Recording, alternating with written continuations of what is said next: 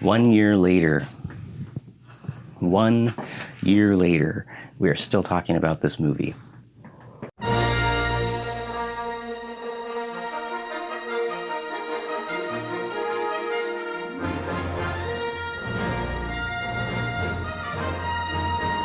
The Last Jedi.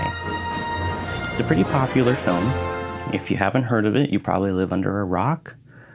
But it's popular for all the wrong reasons. But still, we should do a video about Star Wars. We should do that. No, it's over. We shouldn't do a video about it. It's been a whole year. No one will watch it. No one watches anything that we make, so what difference does it make? Not yet, but after a long drawn-out takedown of The Last Jedi, they probably will. I don't know, I think people might be tired of hating The Last Jedi. Alright, well, we'll just take like a more centered, moderate approach to it. You think that's gonna work? But, okay, knock yourself out. Alright, here it is. This is the reason why The Last Jedi is the worst movie ever made, and is also not that bad. Will that statement get me burned at the stake? I hope not. So I watched The Last Jedi in theaters, and I'm a Star Wars fan. I mean, I'm not heavily invested in it, but like, to be honest, I'm more of a fan of the Force and the lightsabers. That's kind of about it. I actually kind of hated watching the space battles, because literally nothing about the space battles makes any sense, and it's pretty hard to pretend to fly a ship around and blow things up compared to like swinging a lightsaber that can burn through anything. Yeah, I was introduced to Star Wars somewhere around 10, I think. But it's kind of one of those things that like you just, like you've always had it around you. You just always remember it. Like it's always been there. But I think the first Star Wars movie I ever watched was Attack of the Clones. I may have watched The Phantom Menace on VHS before that, but I don't know. I don't remember. It was a long time ago. But I know I loved Darth Maul. Was super confused by Attack of the Clones the first time I watched it, and I thought Revenge of the Sith was the best Star Wars of all time. Maybe I've changed my tune after all these years, you know, after learning about what makes a good story and the film and stuff, but you know, maybe I haven't. So I know that if I say anything negative about the original trilogy, I will lose all credibility with hardcore fans. So consider all my credibility gone right now. Hey, don't pretend to have any credibility. Tell the truth. You're just a pseudo-fan, trying to get views and clicks on YouTube. I am not a pseudo-fan. I take offense to that. I didn't like the original trilogy as much for a very long time. Just a pseudo-fan. Don't shoot me. Just look at it from my perspective for a second. I grew up with the prequels. I was immersed in this marketing surrounding the lightsabers and all that stuff. And the prequels went ham on lightsaber battles. Like 8, 9, 10, 15-year-old me. That was like the only thing I watched Star Wars for was the lightsaber battles. Okay, I didn't care about theme or the hero's journey. I thought Yoda Muppet was like a shriveled grape, and Darth Vader was overrated. Are you still watching? Do you hate me? Is my opinion no longer valid in your eyes? Have I been ostracized and banned from the Star Wars fan base? Yes. End of video. Bye. Wait. Stop. I've changed my ways, okay? The Holy Trinity of Star Wars is infallible and the most perfect example of all things cinema in every way. I worship at its feet. I mean, that's not entirely true either, but whatever. Come on back. It's okay. You can come back. All right, look. I'm not a Star Wars expert or a hardcore fan. I haven't read the extended universe. I'm more of what you might call a casual fan of Star Wars. But I have watched more footage of people talking about The Last Jedi than actual footage of the video itself. Like, I've seen this movie ripped to shreds, ruthlessly, like a 5-year-old tearing apart a beetle, like limb from limb, and then it like takes apart its legs and its wings, and then it pulls off its head, which is actually, if you want to eat a bug, you take its whole head out to reduce the to reduce the risk of getting a parasite. But anyway, they tear it apart with an unbridled rage and like sucking the soul out of the lifeless body of a corpse. If you think that's dark, then you have not watched enough YouTube critiques on The Last Jedi. Though some have been nice. Fair credit. So some of them have been nice, but the majority of them are just very, very brutal. So trying to talk about this film might get me a lot of negative attention from everyone. Honestly, I can only hope so. But really, I may honestly be too moderate to get any type of attention. I've come to accept this fate. So what are my thoughts of The Last Jedi? I walked away from the theater kind of lost. It was fine to me. It was fine. Aside from everyone else's opinion, to me, it was okay. I kind of liked it. I got really excited about the idea of getting away of the Sith Jedi dichotomy. And I think they started down the road and then they kind of chickened out. That's what it felt like at the last second. I was really rooting for Rey to join Kylo Ren. Some people think Rian Johnson went too far with this movie. I kind of think he didn't go far enough. The beginning of the movie, though, the whole running away from the First Order and just moving through space out of range of the First Order's spaceships and guns, it was just dumb to me. Even when watching the movie in the theaters, I could just not get over that. It was just the premise was terrible in my mind, and it just robbed all the conflicts surrounding that, and there was no punch or seriousness to any of it. It was all laughable, which I think is also another problem. The comedy was just way all over the place. You'd go from something really dark to let's just laugh about it. People dying, and then Leia's just wipe that nervous look off your face, the 3PO, and I was just well, that's... People are dying, Leia. I would be nervous too. I mean, even if I was just a droid, I think I'd be more nervous, because nobody likes droids in Star Wars. I just found it all laughable that these ships were all running away and the guns couldn't reach them. They're plasma laser things in space, and there's... Why? I don't know. So in that vein, everything with Poe, Rose, and Finn, I didn't care about. It was all pointless. I didn't really get into it at all. And then Holdo. Oh, Holdo.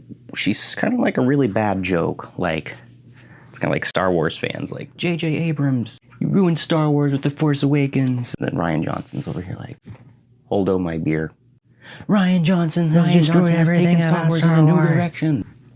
Wait, what? I don't like Holdo.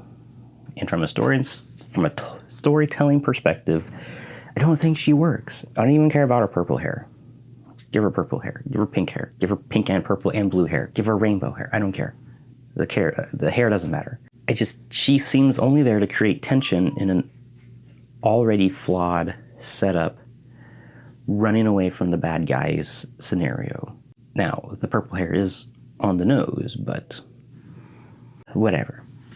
And then not telling everybody what your plan is when it's pretty apparent that people are losing hope and obviously visibly upset about you're not having a plan.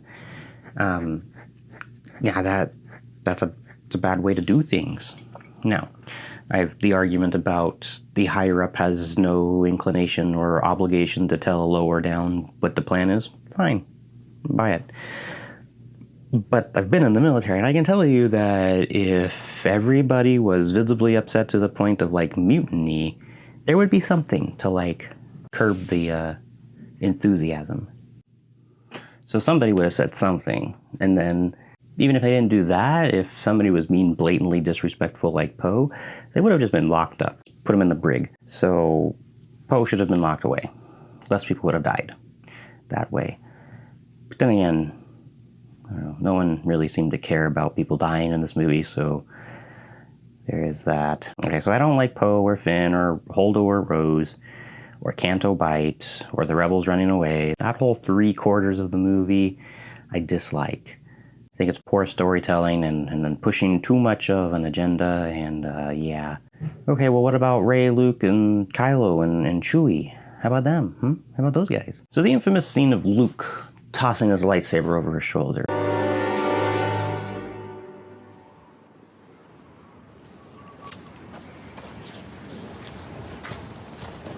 That really sums up everything about Luke in this movie. So on the one hand, it was a brilliant scene because with that one motion, the tone was set and it was burned into the minds of everybody forever.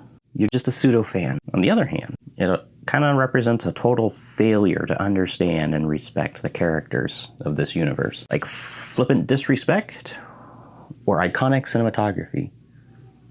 You decide. Both, maybe? I don't know. I sort of cringed, personally, when I saw it happen, but I was also at that point curious. And then, like, thematically, Luke going from super hopeful, optimistic savior of the galaxy to old exiled hermit who closes himself off to the Force to protect people, it isn't too much of a stretch to me, really. And honestly, I wasn't the right person to be angry about Luke's transition. To be honest, I didn't grow up with Luke. Just a pseudo-fan. I was introduced to him later, and I didn't like him as much. I didn't watch the original trilogy first. I didn't have much of an opinion. And it didn't have that much of an impact on me as a child like it does for older people. So when I finally did watch episodes 4, 5, and 6, it wasn't as interesting as it was to older people. You're just a pseudo-fan. As a writer, a storyteller myself, it's believable, and I respect the transition that happened for Luke's character. As a fan, I didn't really care that much, but I can see why people who have an emotional attachment to Luke Skywalker would care, and have completely rejected the Rian Johnson treatment and no longer consider this movie canon. They have every right to be upset. So I really see the different sides. Rey is a Mary Sue. Changed my mind. You're just a pseudo-fan. Is that bad? Is that a problem? Depends on who you ask.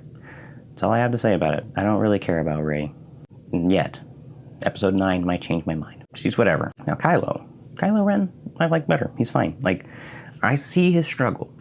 I don't really like him, but that's probably the point, I think. And I think, like, I was actually evil, I would say. I don't think he has the guts to really do what's necessary. I don't really feel like he's unleashing his full potential for the dark side. But it seems like this trilogy is more about him than anyone else. And his struggle, or it's more about his struggle than anyone else's struggle. It's not about Rey's struggle. I don't really know what she's struggling with. She doesn't really struggle with much. She kind of struggles with knowing, like, who she is. So it's an interesting sort of nuanced struggle, because she's like got all this power, doesn't know what to do with it, doesn't know her part in the story. She is OP, but I think she's, from a storytelling perspective, she's like OP on purpose, because it's like you have someone who has all this power. What do they do with this power? It's sort of like Superman. What do you do with Superman? You have to conflict him with all the power he has, and then what does he do with all this power? She is sort of a Mary Sue character. There's no explanation for why she's so good at everything outside of just the Force. But I can understand what they're going with and stuff like that. But I still don't particularly find it compelling. And that's what people, I think, are looking for. I do find Kylo Ren's arc compelling, though, because he's struggling between light and dark, and he's trying to commit himself to this thing, and he can't seem to do it. And you're just not sure. You know, sometimes he makes a lot of sense since he seems smart. Sometimes he's just a childish brat. So he's more relatable, I think, to be honest. I think, though, people have a problem, though, because Star Wars has been pretty known for making a clear distinction between, like, what's evil and what's good, making the villain explicitly evil, you know, Dark Overlord or whatever. But in the Last Jedi, everything is sort of muddied. So it blurs the distinction between the black and the white. I can understand why people don't like this. I really liked the throne room scene. That was cool. Really liked it. Wasn't totally surprised by Snoke's death. He was just sort of there. I think they actually gave him too much screen time. I don't really care about Snoke. But when Kylo and Rey teamed up, that was amazing to me. In the theaters, I was just like, what's going on? And I wish it had more of an impact, that team up. I really did. I really wish that there was more of a... It was like super impactful, but then he's like, join me. And she's like, no, I can't. I really wish she would have just joined him. And they would have just... What would that look like? That would be cool. All of the momentum that had been kind of like building up to like Rey and Kylo teaming up. They had this epic fight, and I just kind of wish they would keep it going, like keep the partnership going. But then they just kind of like split ways, and she's like, I'm going to go be a Jedi. And he goes into his temper tantrum on Luke Skywalker, all this kind of stuff. So I realized later, though, after watching all the videos about The Last Jedi, that the throne room scene was actually really poorly edited. Or poorly choreographed. Two examples I think I'll try and show are like this shot where this guard changes the arc of his swing to avoid hitting Rey's head, even though he should have just killed her there. I was like, oh. And then there's another scene where the guard has like two weapons. He takes his stick and breaks it in two, and then he's like fighting Rey, and then there's a point in time when he gets her into like this headlock, and then his other stick is just gone. Like, did he drop it?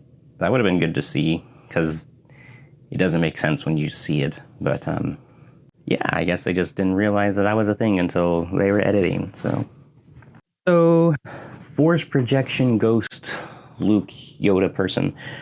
Well, okay, Ghost Yoda was cool. Force projection Luke, fine. Okay, that was badass. Language.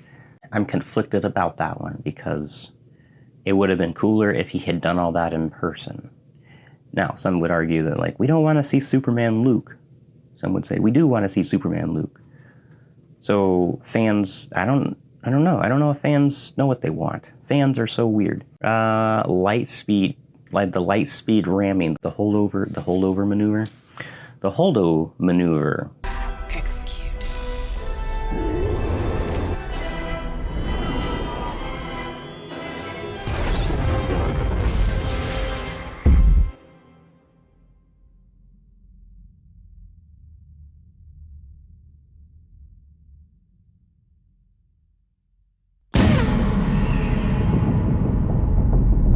That was beautiful, but I don't think it works. The scene is perfect and flawless, I think.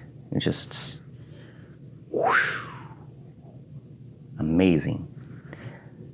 But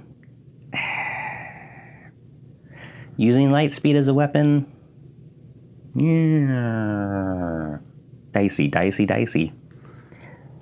I don't know that I would have ever thought of using light speed as a weapon, because once you introduce that idea, it just raises so many questions. All the questions just pile down on you, and you're just like, ooh, crushes you beneath the weight of the question. I can see why some people think that this breaks Star Wars. I don't necessarily think that it breaks Star Wars, it just raises lots of questions. And we all know that the directors of Star Wars right now are really good at answering questions. No, they're not. One of the biggest things about The Last Jedi that has got people very bothered is the meta-narrative. The people outside of the film pushing their agenda and effectively just sort of saying the fans are wrong about not liking it. That is dangerous, I think. If you make a thing and then the fans say, I don't like it, and you say, well, you're stupid, or you're wrong,